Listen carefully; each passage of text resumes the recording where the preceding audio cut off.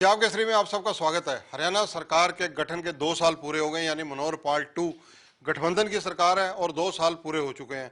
हम अब बात करेंगे मूलचंद शर्मा जी से, हरियाणा के परिवहन व खनन मंत्री हैं। इनसे कई मुद्दों पर चर्चा करेंगे। पंडित जी, आपका स्वागत है। सबसे पहले धन्यवाद। पंडित जी, हरियाणा सरकार पार्ट 2 जिसमें आप परिवहन व खनन मंत्री हैं, 2 साल पूरे हो गए, क्या कहेंगे इस बारे में? जो 7 साल का जो समय रहा भारतीय जनता पार्टी की सरकार का, अब जेजेपी की 2 साल से है, दोनों गठबंधन है, और प्रदेश में जो 2 साल में जो कार्य किए हैं,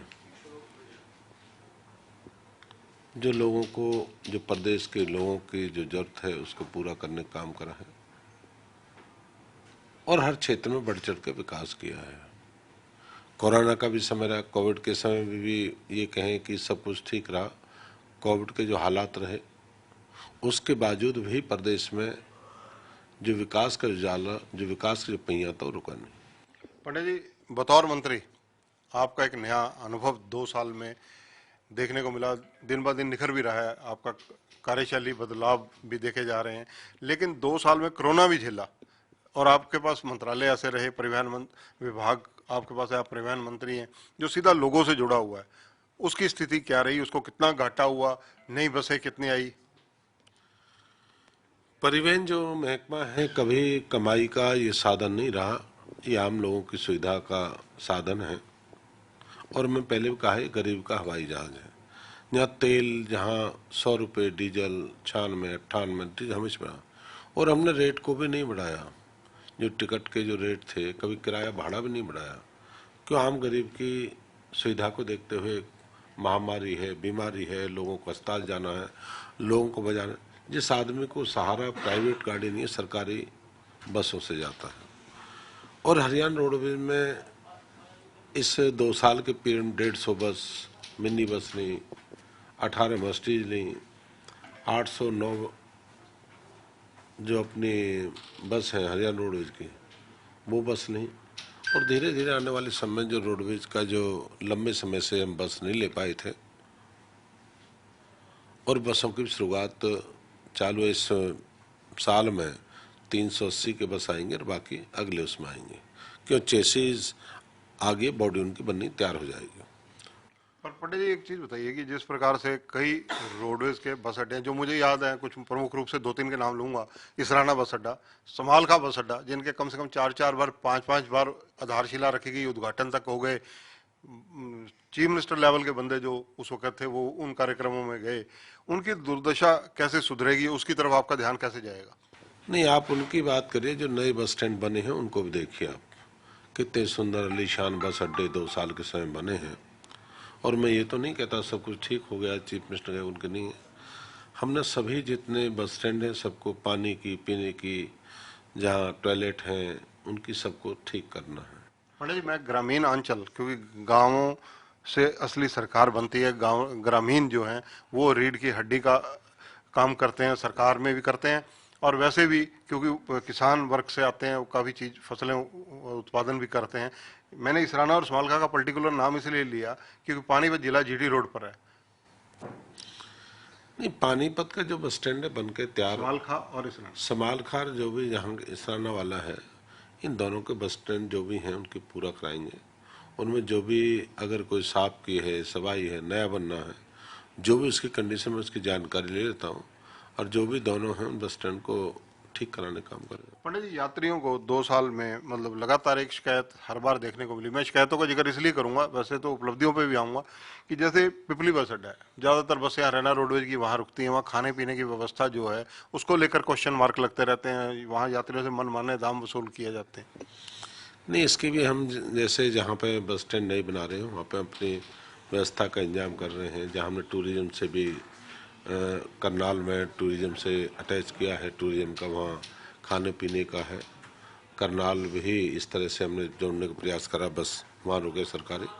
एक नहीं, जहाँ भी इस तरह के बस स्टैंड बनाए हैं, जहाँ इस तरह की दुकान होंगी, उसमें सबको जहाँ पीने की या अपने बाथरूम की हो, इस तरह की जो, मान लो आपने कहा खाने में कई शिकायत आती हैं महंगे दामों से, इन सबको धीरे धीरे हम कंट्रोल, क्यों 1 साल तक बस चल ही नहीं पाई। लोग यात्रियों की, मैं मानता हूँ कि साल में जो 60% भी सवारी नहीं चल पाई। शर्मा जी, 2 साल, 2 बड़े काम आपके परिवहन विभाग के और 2 खनन विभाग के। सबसे बड़ा काम जो हमारे जो हरियाणा रोडवेज में हुआ है, मैं गिनाऊंगा तो उसके एक नहीं बहुत लगे। जो जो हमारी जो बस हैं, जो 809 बस आ रही हैं, वो सारी सुविधाओं के साथ लैस होंगे। 809 बस आ रही हैं, पैनिक बटन होगा, कैमरा होगा, ई टिकटिंग होगी। ये सारे क्या है कि चोरी नहीं हो सकते। ई टिकटिंग से होगा, कैमरा साथ रहेगा, और उसकी ये भी जानकारी रहेगी बस किस रास्ते पे है, कहाँ बस है, इसकी पूरी जानकारी है। और जहाँ आपने कहा भाई दूसरी, हमने जितने बस स्टैंड हैं जो बनाए हैं, जैसे फरीदाबाद का है, गुड़गामा का काम है, दूसरे सिरसा का है, हिसार का है, इस तरह के सारे जितने बस स्टैंड, जो 18 बस स्टैंड है, करनाल का है, यमुनानगर का है, बहादुरगढ़ का है, हमने बस स्टैंड बड़े बनाए हैं, नए बनाए, और बाकियों के हमारे 10 के टेंडर बाकी हैं। दूसरा, जो सबसे ज़्यादा जो हमारे रोडवेज में है, रोडवेज में जो सबसे बड़ा कोविड के समय जो महामारी थी, उस समय सब लोग अपने परिवारों से बचने का प्रयास करा। रोडवेज के जो कर्मचारियों ने जो बढ़ चढ़ के भाग लिया कोविड जैसी बीमारी में, जो बेटा पुत्र की, पुत्र बेटा की बात नहीं कर रहा था, उस समय हरियाणा रोड के कर्मचारियों ने बढ़ चढ़ के भाग लिया। और हमने बसों को, जो बसें थीं, उसको मिनी हॉस्पिटल का दर्जा दिया, जो गाँव में मोबाइल डिस्पेंसरी का दर्जा दिया, और ड्राइवर लेके गए थे। इस समय की उसने सब लोगों ने करा, पर रोडवेज के कर्मचारी पीछे नहीं रहे। अपने जो जहाँ तक पहुँचाना है, अगर मेरे को परदेशी लोग अयोध्या तक गए या बिहार तक गए या उनके दूसरे प्रदेशों में पहुँचाने का, ये हरियाणा रोड के कर्मचारियों ने बढ़ चढ़ के भाग लिया। शर्मा जी, अगर जिक्र किया जाए खनन विभाग का, खनन विभाग में आपने 2 साल में अहम फैसले क्या लिए और क्या उपलब्धियां रही? अवैध खनन एक ऐसा मामला है जो आरोप और प्रत्यारोप के दौर में रहा। 19 से जब मैं मंत्री बना, उससे पहले 723 करोड़ रुपए का रेवेन्यू हमें कलेक्शन मिला, और उसके बाद हमको हरियाणा सरकार को 923 करोड़ के लगभग आसपास 19-20 में हमको रेवेन्यू हुआ। कोविड का स्वयं भी उसमें 3 महीना कोविड का भी समय रहा है, और 20-21 में जो समय रहा हमारा, जो 20-21 का, उसका रहा अपना 1033 करोड़ रुपये के आसपास, 23 से 33 है। तो ये मान के चलिए कोविड के हालात में माइनिंग पे जो रेवेन्यू जो बढ़ा है, पिछले पूर्व की सरकारों में 2013-14 में 300, 400, 281 करोड़ इस तरह का रहा था। धीरे धीरे जो माइनिंग जो है, जो होती है या बाहर से माइनिंग आती है, उन सबको हमने प्रयास करा उनको रोका जाए, और प्रदेश की माइनिंग को बढ़ावा देने का काम करा। पर मैं ये नहीं कहता सब कुछ हमने ठीक कर दिया, अभी बहुत बाकी है। धीरे धीरे सब कुछ प्रकृति के नीचे है। और हमने जितनी माइनिंग, सबसे बड़ा काम ये हुआ जो मुख्यमंत्री ने घोषणा करी है कि जो अपना इनका विवाद जो निपटाना है माइनिंग का, जो सालों से पड़े हैं, किसी ने ज़मीन खोदी नहीं, माइनिंग निकाली नहीं, उस पर कहता है जी मेरे 100 हेक्टेयर मिली, माइनिंग करी है 25 हेक्टेयर 75 हेक्टेयर मिली नहीं, कहीं फॉरेस्ट आ गया, कहीं फ्लाई ओवर आ गया या दूसरे आ गए, उस पर कह दिया सरकार कहे ना ये पैसे जमा ही कराने पड़ेंगे। जो विवादों का समाधान भी किसी ने छेड़ने, विवादों का समाधान है उसके लिए भी हमारी माइनिंग के जो महकमे मुख्यमंत्री का आते हैं उस पर काम कर रहे हैं कि उनका विवाद भी खत्म होना चाहिए। पंडित जी, सबका साथ सबका विकास सरकार का मूल मंत्र है, लेकिन उस मूल मंत्र के अंदर देखिए कि 11 महीने से किसान जो हैं, देश के अन्नदाता कहलाते हैं, वो सड़कों पर हैं, आंदोलन कर रहे हैं। जब शुरू में शुरुआत हुई थी, किसान भोला भाला है और किसान को पूरी जानकारी पता नहीं लगी, शुरू में किसान आंदोलन पर आए थे, और धीरे धीरे जब उसकी जानकारी उनको किसानों को पता लगी, किसान धीरे धीरे अपने खेतों को ले चले गए। मुझे वो दिन याद है, चौधरी चरण सिंह देश के प्रधानमंत्री भी थे और पहले विपक्ष थे। चौधरी देवीलाल ने हमेशा न्याय युद्ध लड़ा था। जो देवीलाल कहते थे, और जो राकेश जो टिकैत है, इसके पिता महेंद्र टिकैत जी कहते थे कि उद्योगपति अपने कारखाना बनाए हुए अपनी चीज का सामान का तय करता है और अपने माल को कहीं देश से दुनिया कोने में बेचता है। और इनकी मैंने रैली एक नहीं बहुत रैलियां सुनी हैं। और किसान अपने ना तो भाव को एक मंडी से दूसरे मंडी ले जा सकता, ना दूसरे शहर बेच सकता, ना अपना रेट रख सकता है, ना मनचाहे बेच सकता है, ना मनचाहे भाव लेता है, ना मनचाहे फसल बेच सकता था। ये किसान बहुत लंबे समय से मांग थी और बहुत लंबे समय। आज जब किसान को पूरी आज़ादी मिली है, भाई किसान आप दिल्ली बेच सकता है। पहले तो फरीदाबाद बल्लौड़ की मंडी का और फरीदाबाद नहीं बेच सकता, होडल का फरीदाबाद में बेच सकता था, होडल का हसनपुर नहीं बेच सकता, एक दूसरे शहर में नहीं बेच सकता, उन्हें मार्केट कमेटी वालों ने। आज इतनी आज़ादी है, अपने माल को कहीं बेच सकते हैं, अपनी कोई फसल बो सकते हैं, अपने भाव रह सकता है। तो 11 महीने से जो किसान धरने प्रदर्शन कर रहे हैं, लगातार आंदोलन कर रहे हैं, उसका कारण क्या है? नहीं, आंदोलन कर रहे हैं जो इसमें किसान तो अपने खेत और खलिहान में चला गया। अब ये राजनीतिक साम्राज्य गढ़ बन गया। अब राजनीतिक गढ़ के कारण, राजनीतिक उसके कारण ये लोग राजनीति कर रहे हैं, कोई क्या कहता है, कोई क्या कहता है। अरे ये बात, सारा इतना बड़ा 135 करोड़ का देश है और सारा भारत में हर चीज़ किसान रीढ़ की हड्डी है। किसान खेत में काम करता है, खलिहान में काम होता है, पेट भरता है, और किसान के बेटे सीमाओं की सुरक्षा करते हैं, और सभी भारत के कोने कोने से। पर इन लोगों को समझ में आनी चाहिए, सुप्रीम न्यायपालिका में कोई केस पेंडिंग है, न्यायपालिका ने कहा है, देश के प्रधानमंत्री का है, देश के कृषि मंत्री का, प्रदेश के मुख्यमंत्री, उन्हें बात माननी चाहिए। वो तो अड़ा है, जिद नहीं होनी चाहिए। जिद किसी के लिए ठीक नहीं है, जिद किसी के लिए कभी ठीक नहीं है। तो उनको मानना चाहिए, रास्ते रुके, लाखों बच्चे बर्बाद हो गए, उद्योग जगत बर्बाद, लाखों बच्चे सोनीपत के, झज्जर बहादुरगढ़ के फैक्ट्री उद्योग जगत, अरबों रुपए का नुकसान हो गया। कितने कितने आरोप प्रत्यारोप, कहीं सुसाइड हो रहा है, कहीं लोग तेल जला गए, कहीं कहीं बलात्कार हो रहा है, कहीं हाथ पैर काटे जा रहे हैं, कितने बेहुदे काम। तो इस तरह से मेरा कहना है कि समझने वाले को समझाया जा सकता, जो ना समझा, जैसे में समझना नहीं है उसे क्या समझाएंगे। समझाने वाले को समझाया जा सकता है, जिसे समझना ही नहीं है उसे समझाना क्या है। पंडित जी, अगर बात की जाए 2 साल में कांग्रेस जो प्रमुख विपक्षी दल है उसके बारे में, तो उसके बारे में आपकी राय क्या? 2 साल में कांग्रेस कहाँ खड़ी है, क्या लगता है आपको? कभी भी हरियाणा में मैंने इस तरह कमजोर विपक्ष कभी नहीं देखा। जो हालत जर्जर देश से, जो 1 नवंबर 1966 से हरियाणा बना, जितनी हालत कांग्रेस की पूरे भारत में है, और हरियाणा प्रदेश में तो ये हालत है कि कांग्रेस नाम का कोई नहीं है। कांग्रेस की कोई गिनती नहीं है, कोई जिला अध्यक्ष नहीं, कोई प्रदेश कार्यकारिणी नहीं, कोई संगठन नहीं, जिसका अपना गीत, अपने अपने राग हैं। और यहाँ तो ये मान चलिए रजवाड़े हैं, भूपेंद्र का अलग रजवाड़ा, शैलजा का रजवाड़ा अलग है, रणदीप सुरजेवाड़े का रजवाड़ा अलग है, अहिरवाल में कैप्टन यादव उसका रजवाड़ा अलग है।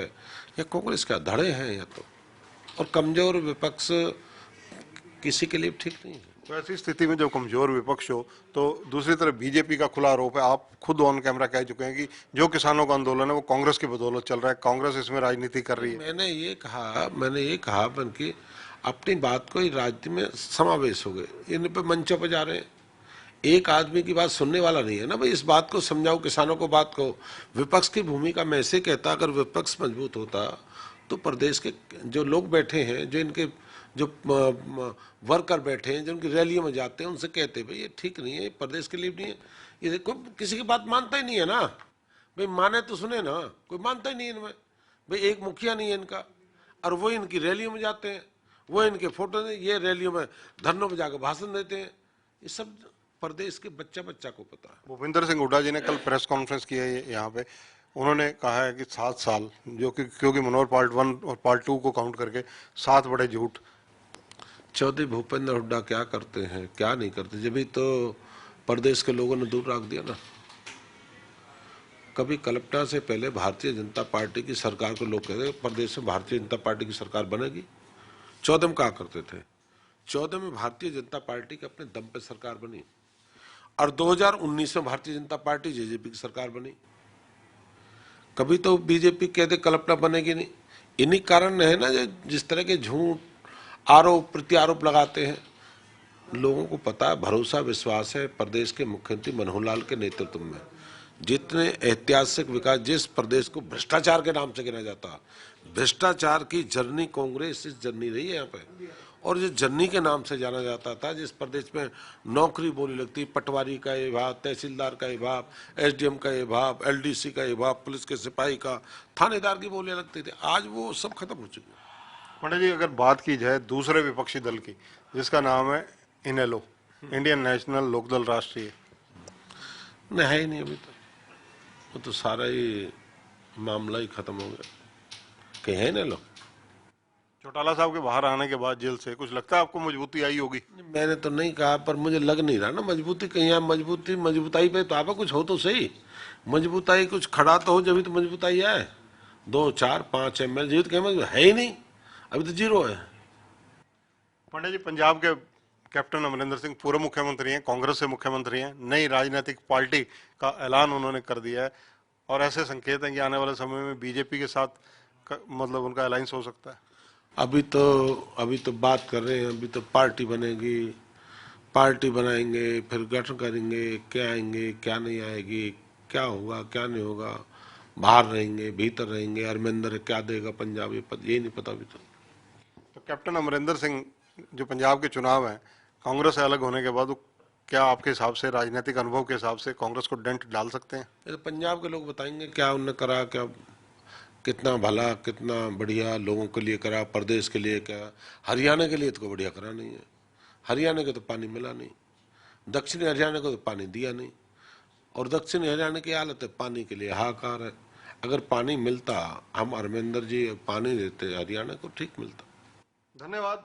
तो ये हैं पंडित मूलचंद शर्मा जी, परिवहन मंत्री हैं, खनन मंत्रालय इनके पास है, और कोविड के दौरान 2 बड़ी लहर जिस प्रकार से रही, जिस प्रकार से इनके विभाग ने यात्रियों को, मुसीबत के मारों को एक जगह से दूसरी जगह पहुंचाया और उनसे कोई चार्जेस भी नहीं लिए। परिवहन विभाग लगातार घाटे में चलता है, इनका कहना है कि गरीब का रथ है, गरीब की सवारी है ये। और दूसरी तरफ खनन मंत्रालय ने भी कहीं ना कहीं लाभ की स्थिति, कहीं ना कहीं पैसा अर्जित करने में और राजस्व जुटाने में कोई कसर नहीं छोड़ी है। राजनीतिक रूप से शर्मा जी का कहना है कि कांग्रेस जो है बिखरी पड़ी है, ये धड़ों में बटी हुई है और इनेलो है ही नहीं कहीं। पंजाब केसरी के लिए चंद्रशेखर धरनी, चंडीगढ़ से। हमसे जुड़े रहने के लिए हमारे YouTube चैनल को सब्सक्राइब करें और नई वीडियो की नोटिफिकेशन के लिए बेल आइकॉन को दबाएं। अगर आप ये वीडियो Facebook पर देख रहे हैं तो लाइक जरूर करें और ज्यादा से ज्यादा शेयर करें। धन्यवाद।